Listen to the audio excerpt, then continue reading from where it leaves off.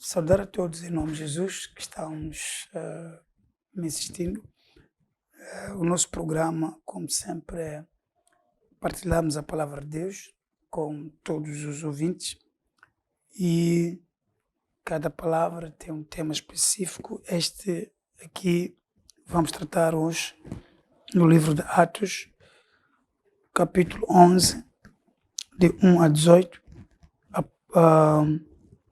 O nosso tema é a posição de Deus em relação aos gentios. A posição de Deus em relação aos gentios, ao mundo todo. Aqueles que não são pela nascença, não é? Da linhagem de Abraão, pela nascença. Então, o resto do mundo. A posição de Deus, qual é a posição de Deus para este?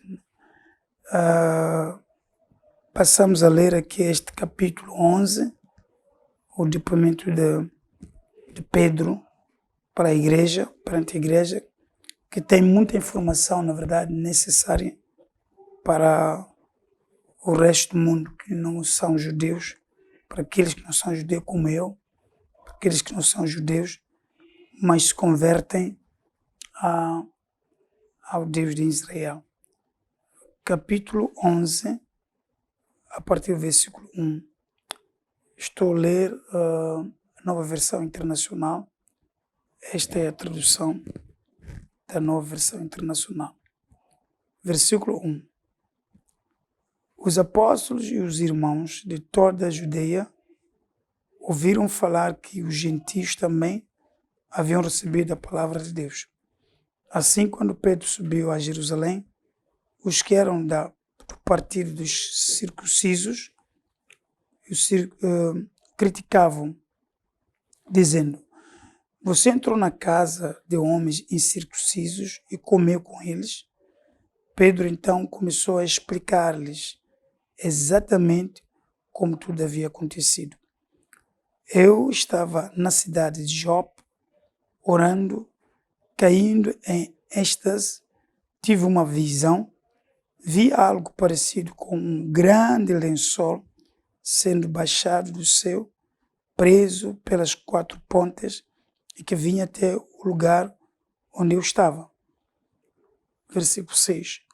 Olhei para dentro dele e notei que havia ali quadrúpedes da terra, animais selvagens, répteis e aves do céu.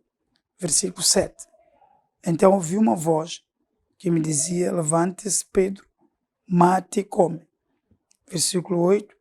Eu respondi: de modo nenhum, Senhor, nunca entrou em minha boca algo impuro ou imundo. Versículo 9. A voz falou do céu segunda vez: não chame impuro ao que Deus purificou. Versículo 10. Isso aconteceu 3 vezes, então tudo foi recolhido ao céu. Versículo 11. Na mesma hora chegaram à casa em que eu estava hospedado 3 homens que me haviam sido enviados de Cesareia. Versículo 12. O Espírito me disse que não hesitasse em ir com eles. Estes 6 irmãos também foram comigo e entramos na casa de um certo homem. Versículo 13. Ele nos contou como um anjo lhe tinha aparecido em sua casa e dissera: mande buscar em Jope a Simão chamado Pedro.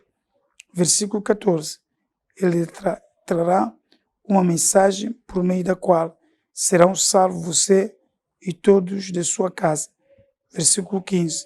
Quando comecei a falar, o Espírito Santo desceu sobre eles como sobre nós no princípio. Versículo 16. Então me lembrei do que o Senhor tinha dito: João batizou com água, mas vocês serão batizados com o Espírito Santo. Versículo 17. Se, pois, Deus lhe deu o mesmo dom que nos tinha dado quando cremos no Senhor Jesus Cristo, quem era eu para pensar em opor-me a Deus? Versículo 18. Ouvindo isso, não apresentaram mais objeções, louvaram a Deus, dizendo: então Deus concedeu arrependimento para a vida até mesmo aos gentios. Amém. Esta é a palavra de Deus. Realmente aqui eu vou resumir um pouco esta história. Gostaria tanto de resumir, não é? Para a compreensão de todos. O Senhor Deus apresenta-se primeiramente como Deus exclusivamente para judeus. Mesmo na abordagem de Jesus Cristo, os primeiros discípulos foram mesmo dentre os judeus. O nascimento próprio de Jesus nasceu na família dos judeus. Então, realmente, parece, né, antes de aprofundar, parece que Deus está virado a salvar somente os judeus. Então, nós temos na palavra de Deus a forma como Deus aborda aqui o resto do mundo. Não começa aqui, começa no capítulo 10, o Senhor começa a conversar com o Pedro, no capítulo 9, no capítulo 10, aqui para ajudar um gentio, um crente gentio, chamado Cornélio, que era um homem que praticamente costumava participar em cerimônias dos judeus. Eu tenho dito que mesmo naquele tempo, no tempo o livro de Atos fala aqui em 8, no tempo do trabalho de Filipe em Samaria, nos é mostrado pela palavra de Deus que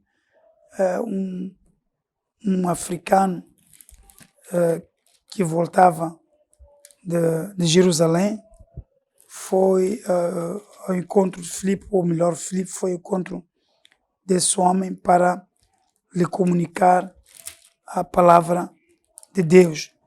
Este homem, a minha Bíblia chama de etíope, um homem que o anjo falou para Filipe ter voltava de Jerusalém. Era prática de todos os adoradores do mundo antigo, né? No mundo de então, irem para Jerusalém assistir à adoração dos judeus. Portanto, isto desde há muito tempo houve um desejo das pessoas verem como os judeus adoram. A adoração deles era muito especial. Mas havia pessoas dentre os gentios que lá costumavam ir assistir aquelas cerimônias, as solenidades em Jerusalém, Pentecostes, Páscoa e outro tipo de festas que eram realizados em Jerusalém. Então costumavam ir assistir. E o Cornélio foi um desses também, costumava lá ir, e algumas pessoas, como Cornélio, o próprio eunuco, já lia as escrituras, eles familiarizavam-se com a religião dos judeus, ou melhor, com Deus dos judeus. E essa relação ia crescendo, não é, na vida desses homens, que alguns deles, como aqui o Cornélio, teve uma visita de um anjo, e esse anjo lhe recomendou que fosse ter com o Pedro. Há uma coincidência aqui, se nós queremos pensar assim, não é? Quisermos pensar assim, é uma coincidência. Pedro estava de jejum e preparava-se para quebrar o jejum, e em casa do Simão, e de repente teve uma visão, aqui no capítulo 10, versículo 9. No dia seguinte, por volta de meio-dia, enquanto eles viajavam e se aproximavam da cidade, Pedro subiu ao terraço para orar. Portanto, Pedro estava consagrado, subiu ao terraço para orar naquela mesma hora, eh, eh, lá em casa de Cornélio também estava a acontecer uma, uma, uma situação sobrenatural de aparição de um anjo que lhe mandava chamar Pedro. Agora, tudo isso aconteceu no capítulo 10. Aqui onde nós estamos a ler, o 11, Pedro explica à igreja ou à equipa dos apóstolos, não é? O que ele foi lá fazer. Porque quando os companheiros ouviram que Pedro entrou em casa de um gentio, e pela lei, um judeu não pode entrar em casa do gentio, principalmente o judeu que professa temer a Deus. Então ouviram de que Pedro entrou lá em casa de Cornélio, na casa de Cornélio, como está aqui no versículo 23, do capítulo 10 de Atos. Então ouviram, eles ficaram muito preocupados. Como é que o Pedro transgrediu a lei, entrou em casa do incircunciso? Então aqui nesta passagem estamos a ver o Pedro a explicar este cenário. Mas quando explica isso, Pedro explica como Deus também se interessou tanto pela vida dos gentios, como é que Deus incluiu o gentio na sua agenda. Como o versículo 1 nos fala aqui, no capítulo 11 de Atos, os apóstolos e os irmãos de toda a Judeia ouviram falar que os gentios também haviam recebido a palavra de Deus. Assim, quando Pedro subiu a Jerusalém, os que eram do partido dos circuncisos, este grupo dos judeus da circuncisão, criticavam, dizendo: você entrou na casa de homens incircuncisos, comeu com eles? Então esta era uma questão muito delicada. Você entrou lá, comeu com eles, portanto, porque os gentios eram tidos pelo aquele grupo, por aquele partido circunciso, como imundos, como, em outro lugar até usaram a palavra cachorros, como imundos, como as pessoas que não têm dignidade, nem competência esta era a posição dos judaizantes em relação aos gentios, nem competência para se aproximar do santuário de Deus. Então, talvez esta mentalidade ainda existe lá na Palestina, naqueles que são judaizantes, mantêm esta posição. Então Pedro começou a explicar exatamente como tudo havia acontecido. Então ele explica que estava aqui, estava na cidade de Jope, e este assunto que estou a falar, que está cá atrás, no capítulo 10, a partir do versículo 9. Então está a explicar exatamente isto que acontece aqui no capítulo 10, versículo 9 a 22, está a explicar.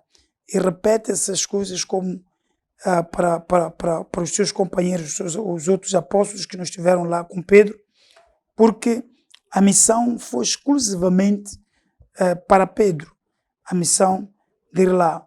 Pedro recebeu uma palavra rema, disso também vou falar, é muito importante. Pedro recebeu rema, uma palavra específica para ir à casa de Cornélio.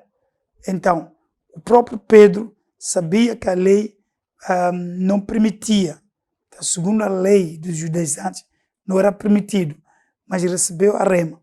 Aqui estamos perante alguém que tem uma lei, depois recebe a ordem de Deus. Então quebra a lei, porque a ordem de Deus, colocando na balança, não é? Quem tem lei e quem tem a palavra de Deus, o superior é quem recebe a palavra de Deus. Portanto, entendeu isso Pedro e exatamente começa a explicar que no versículo 4, Pedro então começa a explicar exatamente como tudo havia acontecido. 5. Eu estava na cidade de Jope, orando, caindo em êxtase, ou mesmo arrebatado no sentido, tive uma visão. Vi algo parecido com um grande lençol sendo baixado do céu, preso pelas 4 pontas, que vinha até o lugar onde eu estava. O 6 diz, olhei para dentro dele e notei que havia ali quadrúpedes da terra, animais selvagens, répteis e aves do céu. Então ouvi uma voz que me dizia, levanta-se Pedro, mata e come. Uma ordem de Deus. Ele viu lá animais imundos que os judeus não podiam, segundo a lei, não podiam comer. Mas a voz que ouviu do céu dizia que para matar e comer era uma ordem. Levanta-se Pedro, mate e come. Levante-se Pedro, mate e come. É uma palavra que vinha da parte de Deus. Então eu respondi, de modo nenhum, Senhor, nunca entrou em mim, a minha boca, algo impuro ou imundo.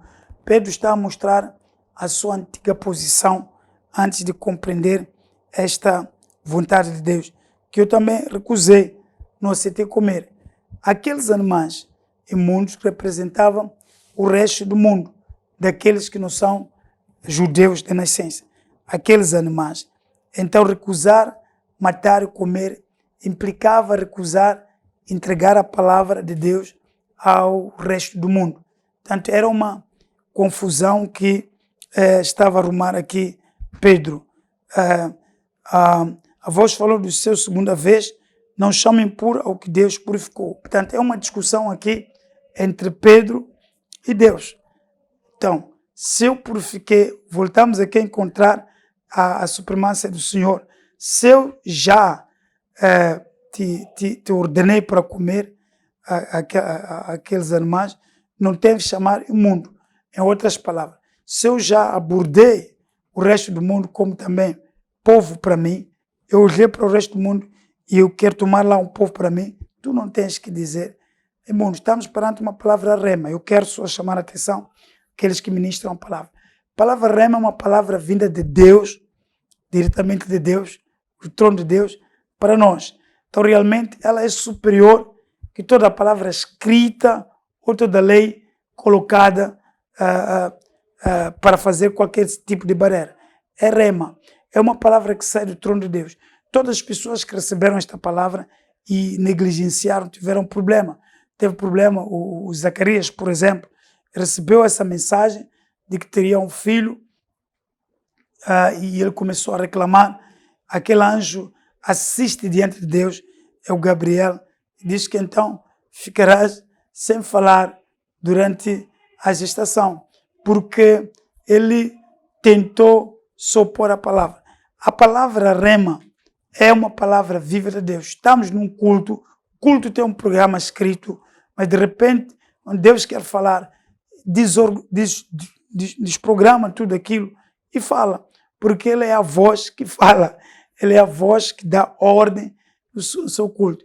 O pastor não tem direito de desorganizar o culto, mas o próprio Senhor, dono da igreja, tem esta autoridade e não desorganiza. O Senhor fala o que é necessário nessa hora. Então, Ele como Deus tem esta autoridade.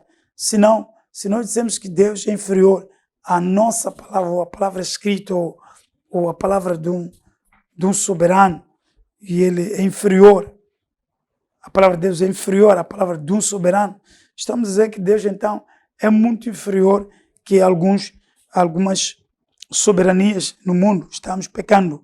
A voz falou do céu segunda vez, não chamem impuro ao que Deus purificou. O 10 diz, isso aconteceu 3 vezes, então tudo foi recolhido. Houve uma voz, depois houve uma visão, foi apresentado tanto aquele pano amarrado em 4 pontas com todos os animais ali, que os judeus naturalmente não podiam comer nem tocar, porque eram imundas. O nazireu, voltamos para a lei do nazireado, o nazireu não podia aproximar aqueles animais, nem podia tocar em cadáver de algum morto. Mas a voz diz, mata e come. Na mesma hora, chegaram à casa em que eu estava hospedado 3 homens que me haviam sido enviados de Cesareia.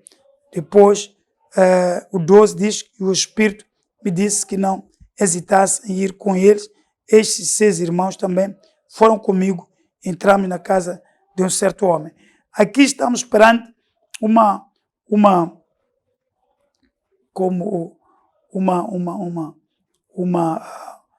pressão divina, uma informação completa. Pedro, como líder daquele grupo de 12 apóstolos, ele tinha que ser ele primeiro a admitir a vontade de Deus para explicar aos outros. Alguém pode perguntar por que isso só aconteceu com Pedro. Porque Pedro era o líder, era um dos 12, mas aquele que foi levantado para liderar aquela equipe apostólica. Então, realmente, recebeu essa informação, Pedro, de fontes diversas, mas era a mesma informação. Ouviu a voz do seu que falava e depois, por 3 vezes aconteceu, essa voz falou 3 vezes e tudo foi recolhido aos seus. E na mesma hora chegaram aqueles homens que haviam sido enviados de Cesareia, mas também o 12 diz que o Espírito me disse que não hesitasse. Portanto, todas essas fontes de informação era para conscientizar a Pedro, entender que aquele negócio vinha de Deus. Por que eu falo isto? Só para chamar a atenção aos irmãos que leem a Bíblia, que não pode se convencer porque alguém disse uma coisa, aquilo é verdade. Espera para ouvir muitas outras informações que também dizem a mesma coisa. Aqui nós estamos perante uma informação que foi dada de várias vertentes, mas para dizer a mesma coisa, que Pedro primeiro devia quebrar o ceticismo que ele tinha em relação aos não-judeus. Depois, devia também compreender através que aquela mensagem, aquelas informações todas vinham da parte de Deus. É por isso que ele diz que no 12, o Espírito me disse que não hesitasse em ir com ele. Portanto, ele teve aqueles homens enviados da parte de Cesareia, teve aquele lençol que 3 vezes balançou ali para lhe dar essa informação e depois o Espírito Santo falou. Portanto, houve esses elementos todos. Estou a tentar aqui informar os irmãos que se ouvir alguma coisa parece vir de Deus uma vez só, não é tempo de você ficar alarmado, portanto, correndo para executar qualquer coisa, porque Deus diz, pode ser uma precipitação, simplesmente pode ser uma coisa que também Deus não tenha dito, mas também o próprio diabo pode inventar algumas mensagens. Agora, se a mensagem repete 2 vezes, isso confirma que algo vem de Deus. Se repete 3 vezes, isso mostra também a urgência. Havia urgência para a conversão dos gentios no coração de Deus, aquele era tempo. Então aqui Pedro está a explicar aquilo que aconteceu. Está a explicar a um conselho de apóstolos, está a explicar a pessoas que também estão familiarizadas com a palavra, chamadas por Deus, mas não só chamadas, só não basta, estavam já a servir a Deus há bastante tempo e tinham alguma experiência. E esses homens reivindicavam o facto de ter ouvido a mensagem de que Pedro esteve em casa do incircunciso. Número 13. Ele nos contou como um anjo lhe tinha apresentado em sua casa e disseram: mande buscar em Jope a Simão chamado Pedro.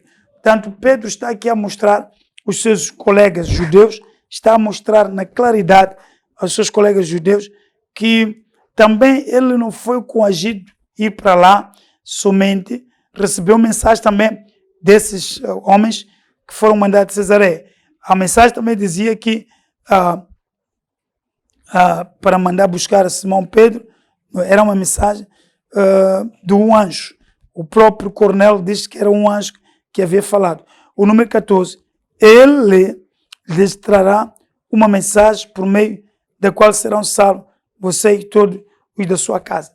A Bíblia não diz que Cornélio, talvez porque frequentava alguns cultos em Jerusalém, era um fã dos judeus, ia lá, então por causa disso, automaticamente foi salvo. E nós também, aqui quero chamar a atenção da doutrina, aqui não se fala de uma conversão automática. Viu um anjo e depois foi convertido. Atenção, não viu um anjo e depois se converteu. Aqui disse que os anjos não podem pregar o evangelho. O anjo mandou a Cornélio ir a Jope para contactar o Pedro, um apóstolo, líder, para vir pregar o evangelho para a salvação. A hipótese dos anjos pregar o evangelho aqui não encosta nesta passagem. Portanto, os anjos não pregam o evangelho. Os anjos são seres ministrantes, são instrumentos que Deus usa para ministrar algumas bênçãos, uma mensagem, uma comunicação. Por exemplo, Gabriel foi falar para Zacarias que teria um filho. Essas mensagens os anjos podem transmitir essas mensagens. Mas a boa nova foi dada aos homens pregar a boa nova. Ele terá uma mensagem por meio da qual serão salvos. Quem? Pedro, não um anjo. Você e toda a sua casa. 15. Quando comecei a falar, diz Pedro, o Espírito Santo desceu sobre eles como sobre nós no princípio. Portanto, eu comecei a falar a mensagem da salvação, o Espírito desceu, como naquele dia. Está a falar aqui do Pentecostes, como no princípio. O primeiro momento em que o Espírito foi derramado as pessoas diretamente com grandes sinais, como falar em línguas, profetizar, foi em Pentecostes, foi no dia do Pentecostes, 10 dias depois de Jesus ascender ao céu. O 16 diz, então me lembrei do que o Senhor tinha dito, João batizou com água, mas vocês serão batizados com o Espírito Santo. 17, se pois Deus lhe deu o mesmo dom que nos tinha dado quando cremos no Senhor Jesus Cristo, quem era eu? Pedro está aqui a falar humildemente. Quem era eu para pensar em opor-me a Deus? Quem era eu para impedir que isto acontecesse? Veja o 18. Ouvindo isso, não apresentaram mais objeções e louvaram a Deus, dizendo, então Deus concedeu arrependimento para a vida até mesmo aos gentios.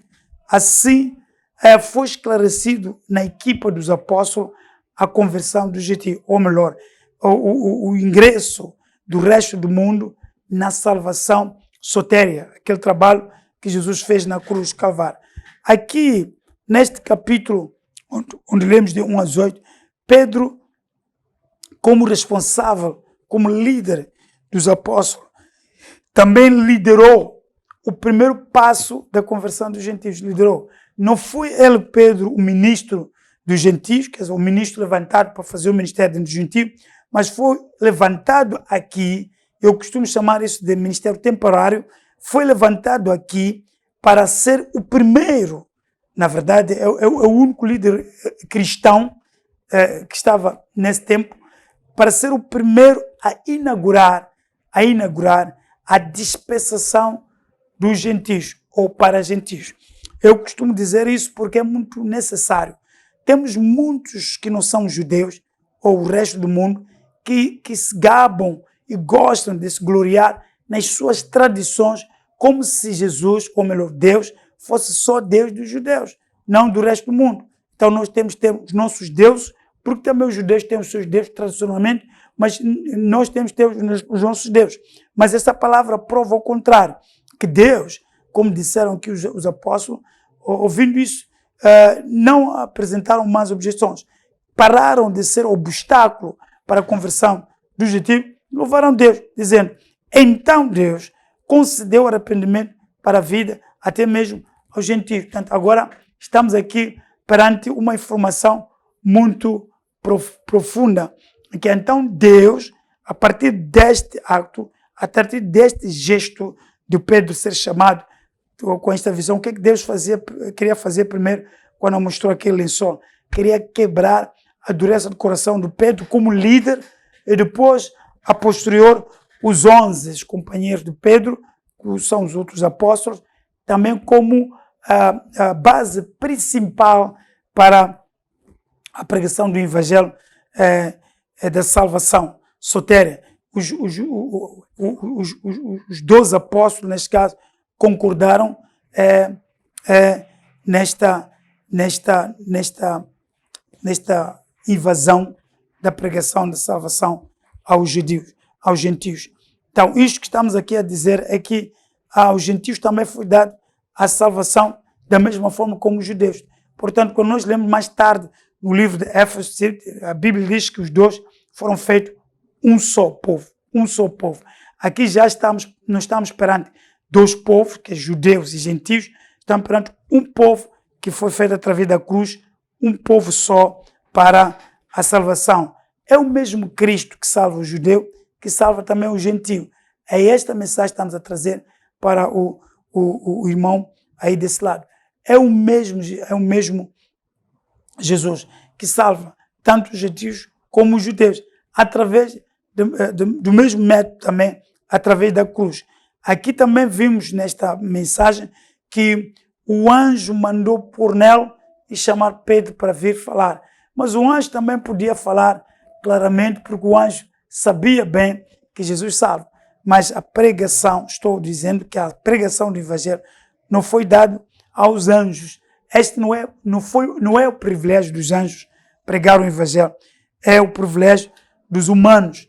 Então, nós somos salvos para falar a salvação para aqueles que ainda não estão salvos, ainda não são alcançados. Somos alcançados para alcançar os outros através da pregação da palavra de Deus. Que Deus de Abraão, Isaac e Jacó vos abençoe rica e poderosamente. Aqui eu vim a mostrar como Deus arrolou o resto do mundo para a salvação. Eles também, a exclamação dos apóstolos aqui no versículo 18, ouvindo isso, não apresentaram mais objeções, pararam de incomodar os gentios para a salvação e louvaram Deus, dizendo: então Deus concedeu arrependimento para a vida, até mesmo aos gentios. Escuta, arrependimento para a vida. Arrependimento para a vida. Quer dizer, nós também, o resto do mundo, somos salvos através da morte de Jesus Cristo na cruz do Calvário. Através também da pregação do Evangelho. Nós nos convertemos pela pregação do Evangelho. Este 18 também deixa claro isso, que é pela pregação do Evangelho que vem o arrependimento para a vida, até mesmo para os gentios. Portanto, é um plano de Deus para a salvação. Então, podemos concluir que o plano de Deus da salvação, que começa desde o livro de Gênesis até o Apocalipse, abrange todo o mundo. A Bíblia, então, não é um livro religioso, particularmente dos cristãos, mas é um livro para a salvação de toda a humanidade, do gênero humano perdido. Não é um livro para beneficiar os cristãos, para beneficiar todas as pessoas que, lendo a palavra de Deus, ouvindo a pregação através do Evangelho, as pessoas podem converter-se para Cristo, independentemente da raça, da nacionalidade, do lugar onde você vive, do lugar onde você nasceu, independentemente. Então, a salvação não tem nada a ver com a raça, não tem nada a ver com a cor da pele, não tem nada a ver com a ideologia que você professa, não é? A salvação é para todas as pessoas que creem em Jesus Cristo.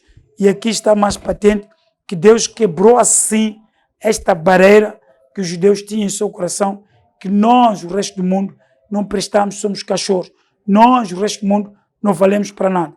Até agora que estou a falar, se o irmão está a me escutar do outro lado, não é judeu, mas é um gentio, é um grego, é um americano, é um inglês, não importa a sua raça, pode aceitar Cristo.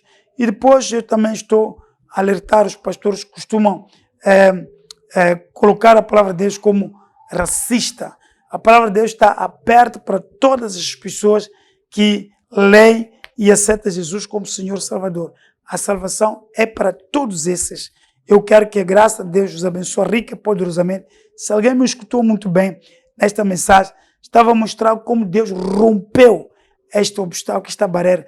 Que você encontra esta barreira também a ser disputado no capítulo 15 de Atos, aí, porque a equipa que começou a ser pregado pelo apóstolo Paulo, que foi mais tarde o ministro dos gentios, eles eram julgados, eram injustiçados pelos judaizantes, pelos judeus da circuncisão. Dizia que a salvação não podia acontecer sem que haja circuncisão.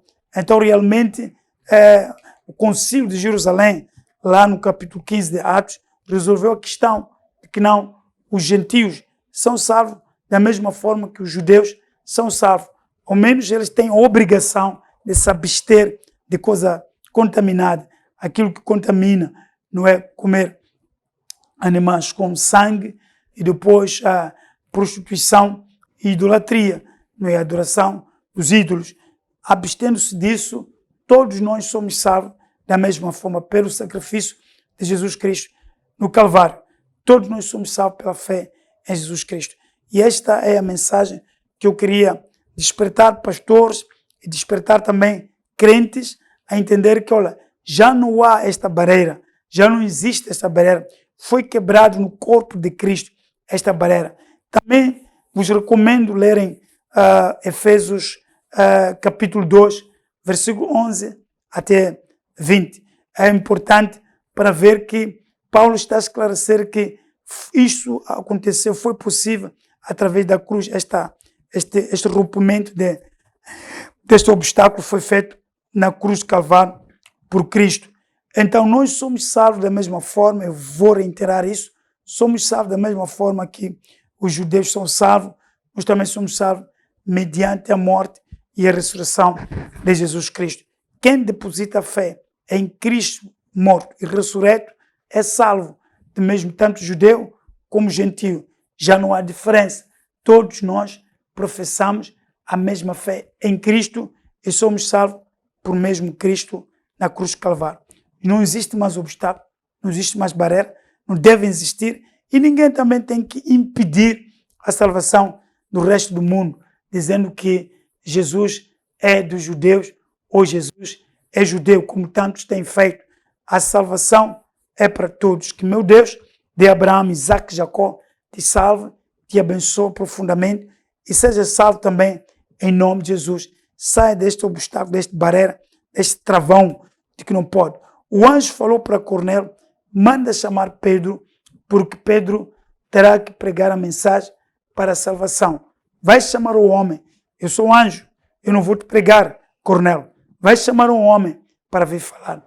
Há salvação quando o homem salvo fala a novidade de Jesus para outras pessoas. Há salvação. Não há salvação.